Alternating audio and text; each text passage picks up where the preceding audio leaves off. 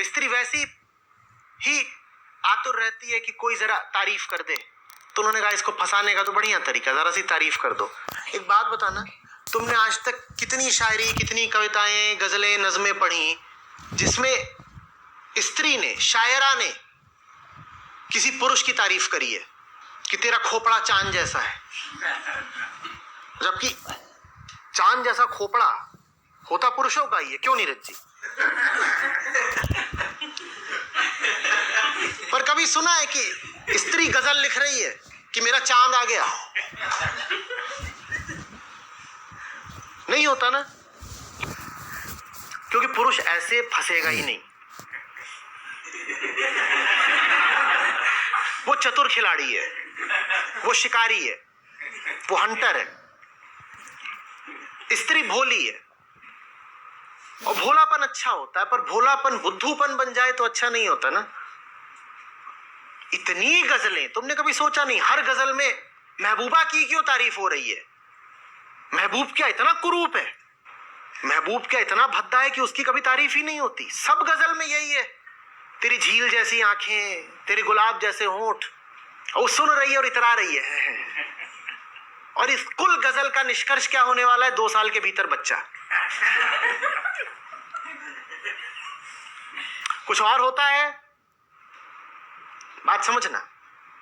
अभी भी ये जो आधुनिक फेमिनिस्ट समुदाय खड़ा हुआ है, इसको बॉडी आइडेंटिफिकेशन, देह भाव से कोई समस्या नहीं है। इसको समस्या बस ये है कि हमारी देह है तो हमारी देह पे हमारा हक होना चाहिए, लेकिन जिएंगे देह बन के ही। ये पक्का है कि जिएंगे हम देह बनकर ही। बात समझ रहे हो ना? और जब तक तुम देह बन के जियोगी, तब तक अगर पुरुष नहीं तुम्हें सताएगा तो तुम खुद को सताओगी। अब तुम्हें इससे मतलब है कि कौन तुम्हें सता रहा है, या इससे मतलब है कि मैं सताई ही ना जाऊं? स्त्री की तरक्की का, प्रगति का, मुक्ति का एक ही रास्ता है। अष्टावक्र की सुनो, उन्होंने एक संदेश दिया है तुम्हें। आत्मा हो तुम, प्रकृति से परे हो तुम। अपने आप को शरीर की तरह देखना बंद करो। शरीर को अपना कीमती असेट मानना बंद करो। ज्ञान पर जोर दो, गुणों पर जोर दो। इस बात की परवाह जरा कम करो कि बाल कितने चमक रहे हैं। सृजनात्मक बनो, सृजन करो। बच्चों को जन्म तो जानवर भी देते रहते हैं, सृजन करना जानवरों के बस की बात नहीं है। और नारी की जो ऊर्जा ये जन्म देने और बच्चे को पालने पोसने में व्यर्थ जाती है, वो ऊर्जा अगर सृजन की तरफ मुड़ जाए तो फिर पूछो मत। पूरे इतिहास में यही हुआ है कि नारी की ऊर्जा सब व्यर्थ जाती रही है इन्हीं घरेलू पचड़ों में। इसीलिए तुम विज्ञान में स्त्री को अनुपस्थित पाते हो, कलाओं में उसे अनुपस्थित पाते हो, खेल में अनुपस्थित पाते हो, राजनीति में अनुपस्थित पाते हो। मानव की क्रियाओं के जितने क्षेत्र हैं उनमें सब में तुम स्त्रियों को 5-10% ही पाते हो। तो बताओ फिर उनकी सारी ऊर्जा गई कहां? बोलो। न वो बेचारी साहित्य रच पाई, न आविष्कार कर पाई, न राजनीति में पायदान पर चढ़ पाई, न वो बड़े भवन खड़े कर पाई। तो बताओ उसका जीवन किन चीजों में गया? उसका सारा जीवन अपनी देह को सजाने, संवारने और प्रजनन संबंधी कामों में गया। वो ऊर्जा स्त्री अगर किसी सृजनात्मक दिशा में मोड़ दे तो पूछो मत। क्यों कह रहा हूं पूछो मत? क्योंकि जिस प्रकृति ने स्त्री में कूट कूट के देह भाव भरा है, उसी प्रकृति ने स्त्री को कुछ विशेष गुण दिए हैं जो पुरुषों में उतने नहीं पाए जाते। धीरज स्त्री में ज्यादा होता है।